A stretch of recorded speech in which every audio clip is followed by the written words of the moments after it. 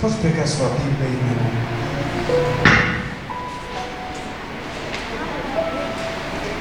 Pega ele aí no livro de Cantares, Cântico dos Cânticos, no capítulo 3.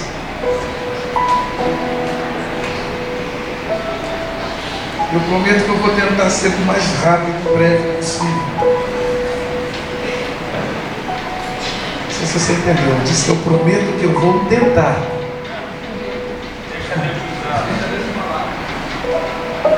Na verdade, não é uma palavra, não é um sermão, é uma reflexão. Eu vinha no caminho pensando em que a gente ia, em que compartilhar com a igreja hoje. Desde que eu entrei aqui, que eu comecei, que eu sentei ali, estava ali orando um pouquinho, Deus começou a me lembrar desse texto, me trouxe a esse episódio, a essa passagem. Eu quero compartilhar com você, quero refletir com você. Capítulo 3 de Cantares de Salomão diz, versículo 1, nós vamos ler do 1 ao 5. De noite em minha cama eu busquei aquele a quem ama a minha alma. Busquei-o e não achei. Levantar-me-ei, pois, e rodearei a cidade pelas ruas e pelas praças buscarei aquele a quem ama a minha alma. Busquei e não achei. Acharam-me os guardas que rondavam pela cidade, e eu lhes perguntei: vistes aquele a quem ama a minha alma? Apartando-me eu um pouco deles, logo achei aquele a quem ama a minha alma. Agarrei-me a ele e não o larguei, até que o introduzi em casa de minha mãe, na câmara daquela que me gerou. Conjuro-vos, ó filhas de Jerusalém, pelas gazelas e servas do campo, que não acordeis, nem desperteis o meu amor, até que a queira. Pode fechar os seus olhos. Deus, eu quero te agradecer. Te agradecer pela tua presença nesse lugar, que é grande. Te agradecer pela tua palavra, pelo privilégio de compartilhar a tua palavra com a tua noiva. Quero te pedir, em nome de Jesus, Senhor, que o Espírito da revelação venha sobre nós agora. Que o Espírito da sabedoria, da inteligência, do entendimento venha sobre nós agora. Pai, que essa palavra seja como uma semente que, caindo numa terra fértil, venha germinar e venha dar muitos frutos. Que esses frutos permaneçam para a glória do teu nome. Amém.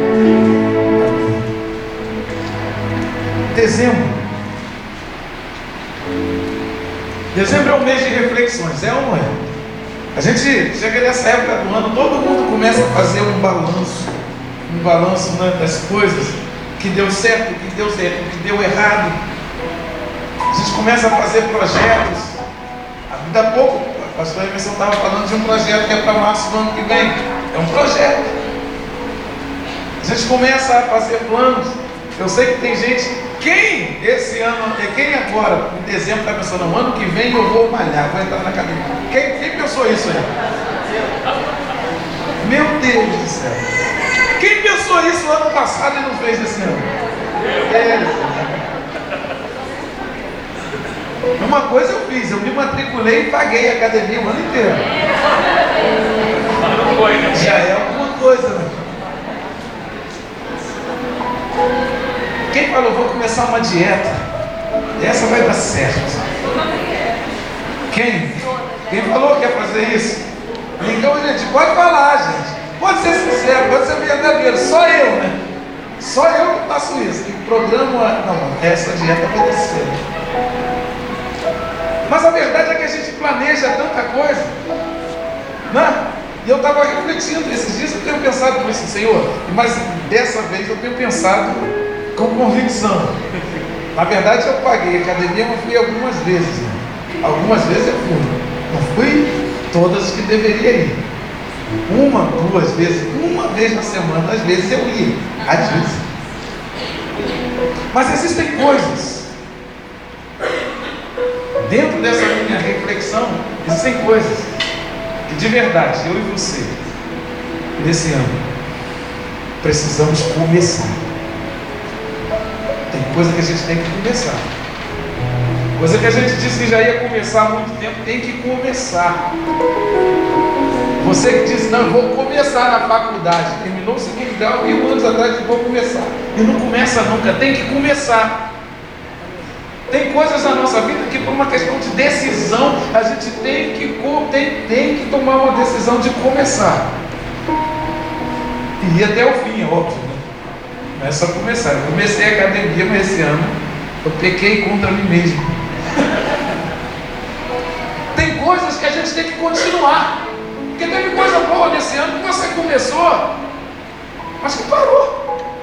Por exemplo, você começou a ler alguns livros que parou no meio. Ou não, é só eu que fiz, eu não faço mais isso não. Agora isso aí eu posso dizer, isso aí não. Isso aí eu vou até o fim. Mas tem ou não tem alguém sentado aqui que começou a ler um livro que parou no meio? Gente, eu fecho meu olho, só levanta a mão aí. Eu não vou ver você. Aí, estou falando que tem. A gente tem que continuar. Tem coisas que a gente começou e continuou. E tem que continuar. Porque começamos e paramos. Tem coisas que a gente tem que começar. Tem coisas que a gente tem que continuar. Porém, tem coisas também que a gente começou e não devia ter começado. Tem coisas que a gente começou e não devia ter começado. Então tem que ser arrancado da nossa vida. Sei lá o que você começou, que não devia ter começado. Criança nasceu hoje, Jesus. Eu queria que essa parte aí bem especial. Tem coisa que a gente tem que parar. Antes de entrar na palavra, eu queria só refletir sobre isso. Pensar um pouquinho só nisso aqui. Eu queria que você fechasse os seus olhos alguns segundos aí. Dentro desse pouquinho de coisa que eu falei, eu queria que você pensasse em algumas coisas. Eu vou te dar um tempinho para você pensar. Você tem que parar. Tem que parar de fazer. Tem coisas que você tem que tirar da tua vida. O que é que você tem que tirar da sua vida?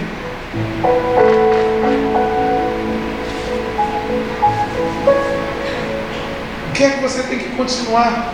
Porque começou e parou. E o que é que você tem que começar a fazer?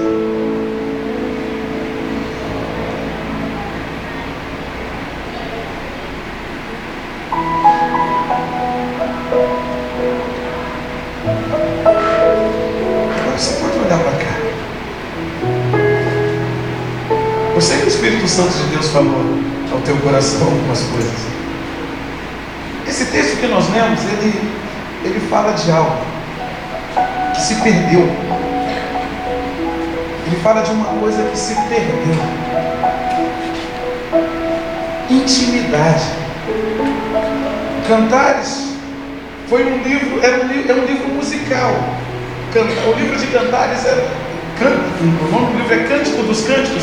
São cânticos escritos pelo rei Salomão, escritos para uma mulher. Você não vai ler Deus, a palavra Deus, no livro de Cantares, porque não tem. Ele escreveu para uma mulher que ele amava. Só que Salomão, rei, só casava com princesa. E ao que tudo indica, a mulher era uma camponesa. E ele escreve um monte de coisas apaixonadas por essa mulher. Só que também todo mundo sabe que esse livro é um livro. Salomão é um tipo de Deus ou de Cristo. Esse livro faz uma tipologia, uma analogia. Salomão seria Deus e a mulher, a noiva, a igreja. Nesse capítulo 3, é a noiva que começa falando. Nesse capítulo 3, não é o Salomão que começa cantando, é a noiva. E o que ela começa dizendo é: de noite, eu busquei na minha cama aquele a quem a minha alma ama. Eu busquei e eu não achei. Fala da noiva lamentando a ausência do noivo. Fala da noiva lamentando algo que ela se perdeu, algo que ela perdeu. Cama fala de intimidade. Cama é um lugar de intimidade de um casal. Esse texto começa falando sobre uma intimidade perdida. E eu preciso dizer para você nessa noite: intimidade é algo que pode se perder. É só você parar para lembrar quanta gente já passou pela tua vida, que era amigo lá, era amigo teu, de ir na tua casa, de sentar na sala, de almoçar com você, de ir na tua cozinha, e hoje é quase anônimo para você. Intimidade se perde por várias razões. Todo relacionamento precisa ser alimentado, sim. Todo relacionamento que não cresce, que não caminha na direção, que não caminha para frente, que não cresce, todo ele, seja ele que esfera for, ele está fadado ao fracasso. Nós precisamos ser mais amigos amanhã do que somos hoje, porque senão a gente vai perder isso. Casais, nós precisamos dar um jeito de nos amar mais amanhã do que hoje. Os amigos precisam ser mais amigos amanhã do que hoje. Todo relacionamento que não cresce, ele está fadado a fracassar. E a gente ainda tem hoje o auxílio não. A tecnologia que foi feita, né? A tecnologia que foi feita para aproximar gente de longe, acabou afastando gente de perto. Porque a gente passa mais tempo, é só você se dar conta. Se você não vigiar, você passa mais tempo falando com quem está longe aqui, seja no WhatsApp, seja nas redes sociais. E a gente deixa de alimentar com os nossos relacionamentos as pessoas que estão perto. Vai num restaurante e só olha para o lado, para a mesa do lado, você vai ver que está lá a mulher com um celular e um camarada também. Que às vezes tem uma família inteira e está todo mundo no celular. E a conversa que alimenta o relacionamento vai morrendo. Todo relacionamento que não cresce morre. E não é diferente o nosso relacionamento com Deus. Eu preciso te dizer que intimidade se perde. Intimidade se perde. E às vezes a gente não se dá conta.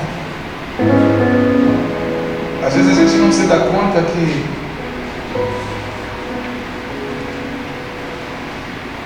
que às vezes somos estranhos dentro de casa. Que somos estranhos para os nossos filhos, que nossos filhos são estranhos para nós. É possível a gente viver debaixo do mesmo teto e perder totalmente a intimidade. Inclusive, esse é um mal que tem afetado até muita gente no ministério, muita gente que trabalha com o Senhor,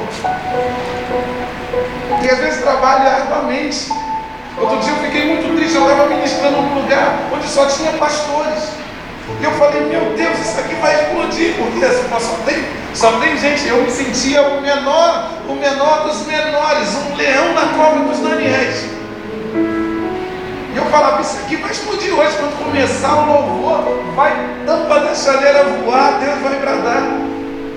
Mas aí, começou o louvor, e eu via quase que a metade dele sentado no celular. Deus naquele lugar, movendo no meio de quem queria. Ali estavam homens que eu respeito demais, homens que trabalham para Deus, homens que têm frutos. Mas o sinal amarelo, a luz amarela acendeu, eu fiquei pensando, meu Deus, o que é que pode ser mais importante nessa hora do que a presença do Rei da Glória? O que é que pode ser mais importante nessa hora do que o próprio Cristo?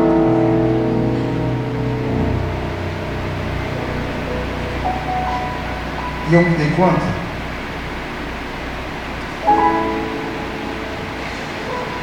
que Tem muita gente trabalhando arduamente pelo reino, porém que perderam sua intimidade com Deus.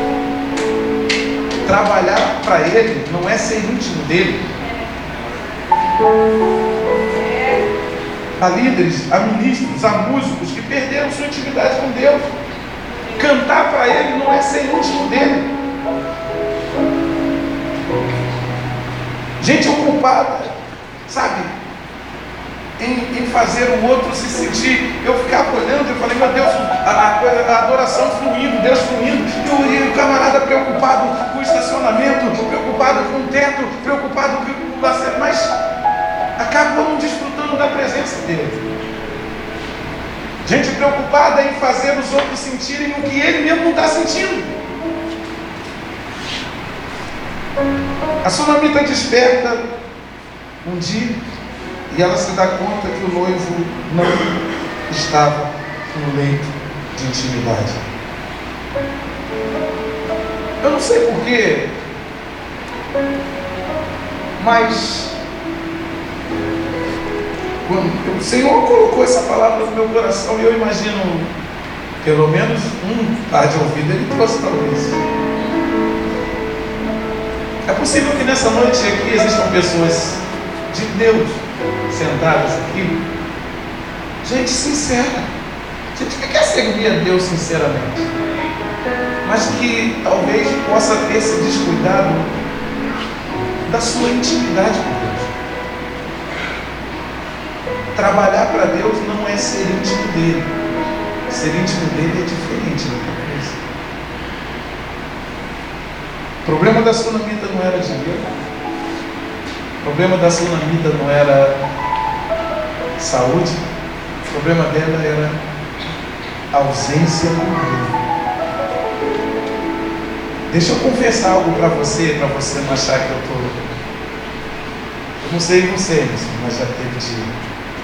Eu senti uma ausência de Deus. De eu orar, aliás, não foi um dia, foi um tempo, sim. A gente orar e sei lá, parece que Deus não está. De vir à igreja e todo mundo está recebendo e você olha para Deus, o que está acontecendo comigo? Foi exatamente quando o Senhor me deu essa palavra. Um dia eu querendo entender o que estava acontecendo comigo, eu abro a Bíblia aqui em Cantares capítulo 3, e quando eu leio isso ele diz que você está sentindo falta é da minha presença. Você está cantando por aí, você está deixando coro por aí, tem gente aceitando Jesus, 50, 100, 200 pessoas vindo na frente, e você está feliz porque você está vendo o resultado que está acontecendo na vida dos outros. Só que, cadê você nas madrugadas? Só que cadê você de manhã? Só que cadê você lá na salinha da oração? Só que cadê você? Muito mais do que o nosso trabalho, muito mais do que o nosso esforço, muito mais do que os nossos resultados, Ele quer a mim e Ele quer a você. Ele quer a tua presença. Pai quer filho, filho quer pai. Me lembro uma vez que eu estava na América. Não é uma crítica, mas eu tenho muita dificuldade de entender isso. E eu estava numa casa onde tinha uma mulher que estava, ela falou, olha, eu saí do Brasil tem 10 anos. E quando eu saí, eu deixei um filho de 3 anos e um bebê de 1 ano. E faz esse tempo todo que eu não vejo meus filhos, porque eu estou trabalhando na minha documentação. E ela falava, olha, mas eu dou graças a Deus que eu estou tendo condições de mandar eles de pagar uma escola boa para eles, deles se vestirem bem, deles se alimentarem bem. Então eu trabalho aqui. Eu fiquei meu coração estilhaçado ouvindo aquilo e eu pensando, meu Deus do céu, o que é que vai adiantar isso? Quando essas crianças estiverem grandes, o que é que pode substituir a presença de um pai? O que é que pode substituir a presença de uma mãe? Filho quer a mãe muito mais do que o videogame. mais do que os resultados. Eles querem a presença. Muito mais do que os resultados, do que o Senhor quer é você. Ele quer você, Ele quer estar contigo, Ele quer falar contigo, Ele quer abraçar você, Ele quer ser abraçado por você também. Ele me disse, eu estou sentindo falta de você. Está muito legal isso aí que você está fazendo. Está muito legal. Vocês estão viajando demais, está beça. Mas e nós?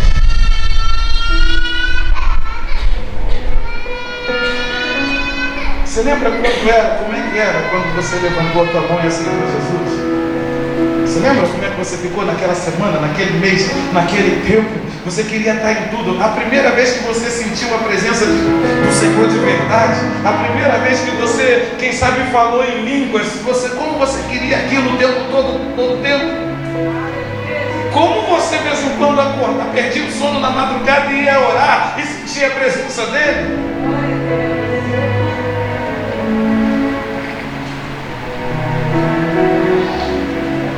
Como você queria ler a Bíblia, queria entender e queria saber tudo de Deus? Onde é que foi parar isso?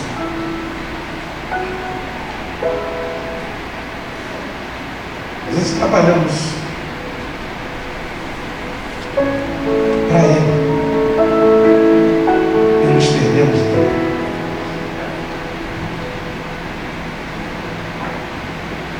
Isso acontece constantemente. Eu ficava muito chateado quando eu chegava de viagem e eu comprava um brinquedo, um presente para o meu filho. Quando eu abria a porta, ele olhava para a minha mão e ele olhava para o brinquedo e ele pegava, às vezes nem me abraçava, nem me beijava. Ou quando fazia isso, fazia a baixada e ia assim, distrair com os brinquedos. Às vezes o que nos afasta dele é inclusive as coisas que ele nos dá. Você pediu tanta coisa para o Senhor que o Senhor te deu, e às vezes essas coisas roubam o lugar dele, ocupam o lugar dele, nos distraem tanto, muito mais do que nos deveriam nos distrair.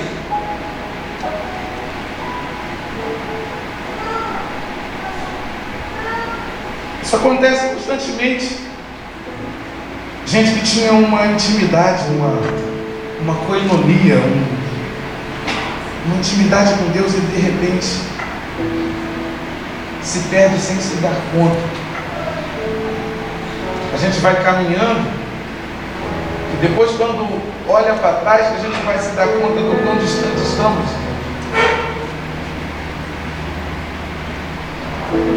Uma corrente nesse mundo que tenta a todo tempo fazer com que nos afastemos dele. Porque o inimigo sabe que quando estamos apegados a ele, ele não pode nos tocar, os acessos deles ficam bloqueados. O inimigo sabe que quando você está apegado ao Senhor, ele não tem acesso a você. Por isso há tanta distração nesse nosso tempo, por isso há tanta ocupação nesse nosso tempo, até mesmo dentro da seara do Senhor. Por isso há tanto entretenimento. Porque tudo que o inimigo não quer é que você seja íntimo. Já virou um jargão, mas é uma verdade. Deus não tem filhos prediletos. Ele tem aqueles que decidiram ser íntimos dele e aqueles que decidiram não ser. Ah, meu amado, na passagem das virgens, das 10 virgens, elas tinham muita coisa em comum. Todas as 10 eram virgens. Isso aponta para pureza. Todas as 10 tinham até motivações puras. Todas as 10 tinham uma lâmpada. Isso aponta para a palavra. Lâmpada para os meus pés é a tua palavra. Pureza e palavra. As 10 tinham. Mas tinha um elemento que fazia distinção entre a loucura e a sabedoria, e esse elemento era o azeite, que as sábias tinham, que as prudentes tinham, e que as loucas não tinham mais. Tiveram um dia, mas não tinham mais, e não se deram conta de quando acabou. E esse azeite aponta para a intimidade. Quando as loucas se deram conta que não tinham mais azeite, elas pediram para as prudentes: divide comigo. E aí as prudentes disseram: não dá para dividir, porque não vai ser suficiente nem para mim, nem para nós, nem para vocês. Diz para ela: vai comprar. As prudentes mandaram as loucas irem comprar azeite. Azeite fala de intimidade, de unção. E meu amado, deixa eu dizer uma coisa para você, gente. Eu não tenho como fazer o meu melhor amigo se tornar o melhor amigo. Porque intimidade é algo a ser conquistado. Você não tem como fazer o seu melhor amigo se tornar o meu melhor amigo se eu não conquistar isso dele. Intimidade é algo a ser conquistado. Intimidade precisa de aproximação. Intimidade precisa ser alimentado. Intimidade precisa de relacionamento. E relacionamento que precisa ser todo dia. Não dá para dividir isso. Eles disseram: vamos comprar. Se dá para comprar, tem um preço. Não custa caro, custa tudo. O preço da intimidade é tudo. Simplesmente tudo. É por isso que às vezes eu acho engraçado, pastor Emerson, às vezes em conferências de louvor, eu sei que já falou isso para você: ora por mim e transfere a tua unção. Como? Transfere a unção, como? Eu até acredito numa transferência de unção, por exemplo, de Elias para Eliseu. Foi, transferiu, mas como? Eliseu largou tudo, custou tudo de Eliseu, custou deixar a família, custou deixar o que ele estava fazendo, custou caminhar caminhar um tempo com o profeta, custou pagar um preço. Unção não custa caro, unção custa tudo, intimidade vai custar tudo, custa tudo. O camarada olha e fala: transfere tua unção. Não dá, essa unção me custou dores. Custou dores. Custou jejum. Custou oração. Custou privação. Custou oração de madrugada. Custou abrir mão, tomar prejuízo financeiro. Custou muita coisa. Como é que eu vou transferir isso para você? Intimidade. Intimidade.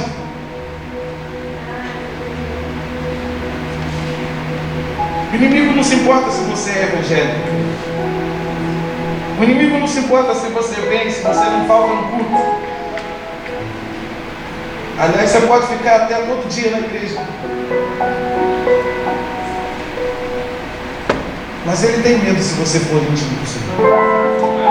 A única coisa que ele teme na sua vida, que ele teme é se você se tornar íntimo de Deus. Porque ele sabe que todo o poder espiritual, todo o poder emana da tua intimidade com Deus, da tua vida de comunhão, de coinonia com Deus. A sunamita se desperta e se dá conta que o noivo não está. Intimidade se perde. Mas eu também, para não ficar só na parte ruim, eu quero falar da parte boa. Se recupera. É possível recuperar a intimidade. E foi o que ela fez. Ela foi recuperar aquilo que ela percebeu que não tinha mais. Ela foi atrás do noivo. E eu preciso te dizer nessa noite que o Senhor te trouxe aqui para te dizer, para te despertar. Você precisa ir atrás do noivo. Você precisa voltar. Aleluia. Nem sempre admitimos que perdemos a nossa intimidade com Deus. Aliás, nem sempre percebemos. Nem sempre percebemos. Existem casamentos de gente que está divorciada, mesmo estando dentro da mesma casa. Gente que nem se deu conta que está acabando.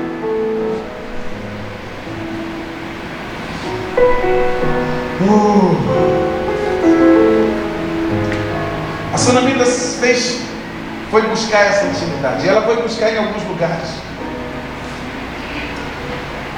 A primeira coisa que você precisa fazer para recuperar a sua intimidade foi o que ela fez. Só que existem alguns lugares onde você não vai encontrar, não vai recuperar essa intimidade. E ela só foi se dar conta disso depois. O primeiro lugar que ela foi buscar o noivo, a Bíblia diz que ela buscou, foi na cama. Cama fala de intimidade, sim, mas cama também fala de zona de conforto. Cama também fala de descanso. Você nunca vai recuperar a intimidade que você já teve com Deus se você continuar na zona de conforto, se você continuar deitado na cama, se você continuar com seu pijama. Chegou o tempo, chegou a hora de você tirar o seu pijama, botar a roupa e ir buscar aquilo que foi perdido, e buscar aquela intimidade, buscar o ministério que você tinha, que você desenvolvia para Deus, que alegrava o coração dele, que hoje está aposentado. Você nunca vai recuperar a tua intimidade com Deus em zona de conforto. Nunca vai recuperar essa intimidade com Deus na frente do computador o dia inteiro, ou no WhatsApp o dia inteiro, ou na internet o dia inteiro, ou na frente da televisão o dia inteiro. Nós brasileiros somos recordistas mundiais em tempo na internet. Medalha de ouro, nós brasileiros, disso aí. Infelizmente. Primeiro lugar, na cama, na zona de conforto. Ele quer te despertar hoje. Você nunca vai recuperar a sua intimidade com Deus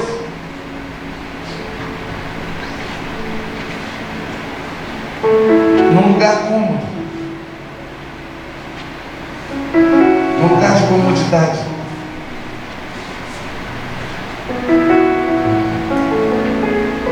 Você nunca vai recuperar a sua intimidade com Deus num lugar físico.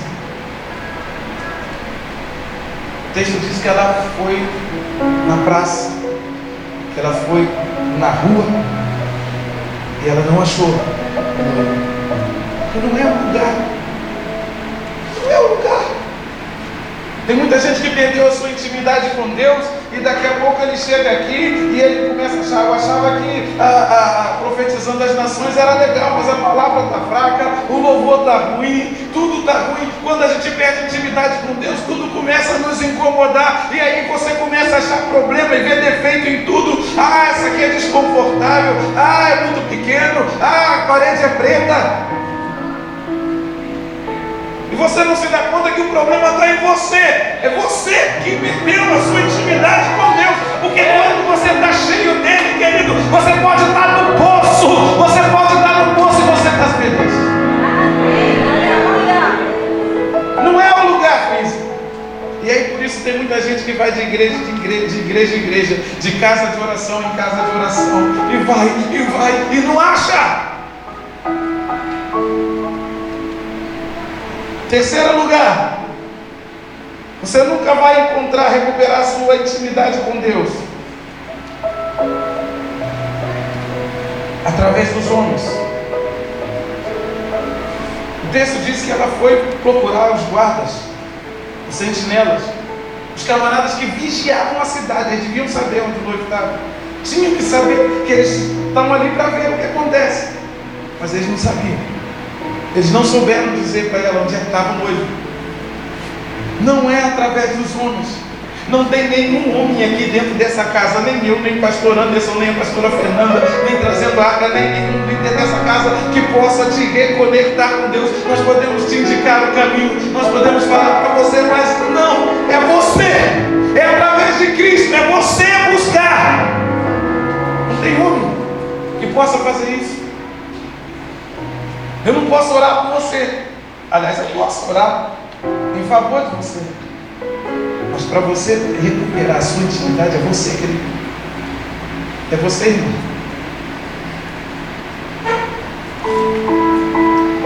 através dos homens. Não no lugar de conforto, não no lugar físico, e não através dos homens. Eu estou a caminho de conclusão. Na verdade, eu nem falei um texto que eu gostaria. Mas eu acho que você já entendeu e o Senhor já. Quando eu li isso me remeteu a um outro texto de Apocalipse, onde Deus fala à igreja de Éfeso. A igreja de Éfeso era a igreja dos sonhos. Apocalipse capítulo 2, do versículo 1 ao 5, eu vou ler para você. Olha o que diz o texto. Você não precisa abrir sua Bíblia. Ao anjo da igreja de Éfeso escreva: estas são as palavras daquele que tem as 7 estrelas em sua mão direita e anda entre os 7 castiçais de ouro. Conheço as suas obras e o seu trabalho árduo e a sua perseverança, e sei que você não pode tolerar os homens maus, que pôs à prova os que se dizem ser apóstolos, mas não são, e descobriu que eles eram impostores. Você tem perseverado e suportado sofrimentos por causa do meu nome, e não tem desfalecido contra você. Eu tenho contra você, porém, isto: você abandonou o seu primeiro amor.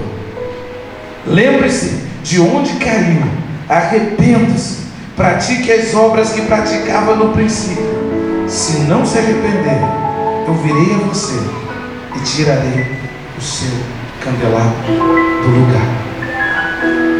Eu disse que a igreja de Éfeso era a igreja dos sonhos, porque o próprio Deus testemunha: eu conheço as suas obras. Era uma igreja que tinha obra.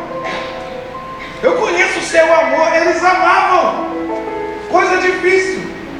Hoje em dia, aquela igreja era uma igreja cheia de amor, era uma igreja cheia de obras. Você não tolera os maus, você não tolera o pecado. Não era pecado o problema daquela igreja. Era uma igreja que buscava viver em santidade. Você reprova, você pôs à prova os que dizem ser apóstolos, mas não são, e descobriu que eles eram impostores. Não era uma igreja boba, não se levava por vento de doutrina. Você tem perseverado e suportado o sofrimento por causa do meu nome. Meu Deus, que igreja é essa? Era uma igreja onde se a gente chegasse hoje, todo mundo queria congregar lá. O louvor da igreja era bom.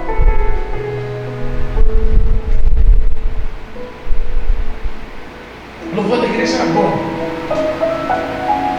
A palavra da igreja era boa. Porém, Deus disse: porém, eu tenho contra você que vocês deixaram o seu primeiro amor. O problema deles estava num lugar onde eu e você não poderíamos enxergar. O problema deles estava dentro. A música continuava rolando, as pessoas continuavam levantando a mão, mas Deus que vê lá dentro, Ele sabia que o coração não ardia mais quando a mão era levantada. Ele sabia que quando o joelho se dobrava, quando o povo se ajoelhava, o espírito não estava de fato prostrado. E aí ele dá um conselho e diz assim: lembra onde foi que você caiu? Meu Deus, aquela igreja, ele chama as pessoas de caída, mas não estava em pecado, mas não estava de pé. Lembra onde foi? Será que você pode fechar os seus olhos?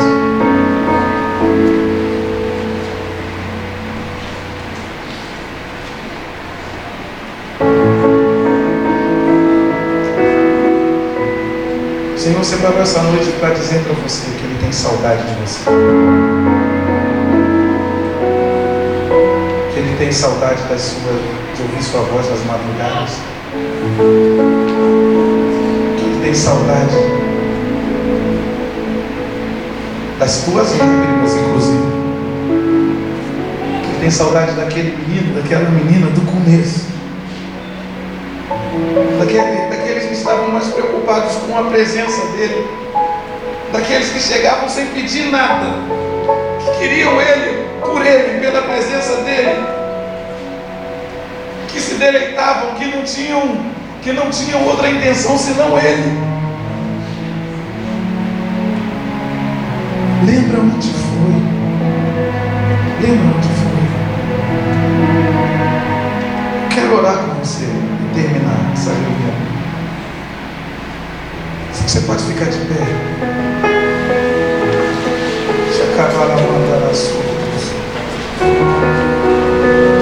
Eu não sei com quantas pessoas o Senhor está falando nessa noite,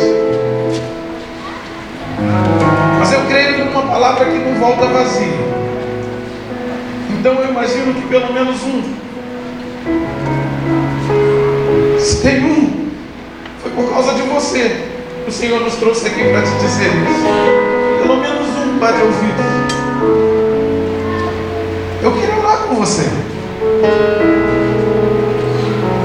Eu quero orar com você que entendeu o que é o Espírito Santo de Deus que está falando com você. Mas eu não quero te emocionar. Não saia do seu lugar por emoção. Isso seria uma falta de respeito com a unção de Deus nesse lugar. Mas eu sei que existe alguém aqui de quem o Espírito Santo de Deus está batendo a porta, está dizendo: é você, filho, é você, filha. Eu quero te trazer de volta hoje. Então, se é você, se é com você que o Espírito está falando e você quiser vir aqui à frente, aos pés do altar do Senhor, eu quero orar com você. Nós vamos orar com você. O pastor Emerson vai orar com você. Nós vamos cantar uma canção enquanto fazemos isso, e nós vamos ministrar. E eu tenho certeza, não é vergonha, querido. Eu já expus meu coração, eu já disse um dia, eu já acordei vazio de Deus, eu já me senti tão fora, tão longe de Deus, e nesse exato momento eu estou falando para você e para mim: eu também preciso voltar, eu também preciso voltar. Eu reconheço que eu já estive muito mais perto, eu reconheço que eu já fui muito mais íntimo, e que por causa das agitações e das inquietações da vida, talvez hoje eu esteja em um lugar, não aquele que estava. Eu também estou voltando hoje. Então não tenha vergonha. Nós vamos cantar uma canção, e se você quiser sair do seu lugar enquanto nós cantamos e vir aqui, nós vamos orar. Teremos o maior prazer de orar com você.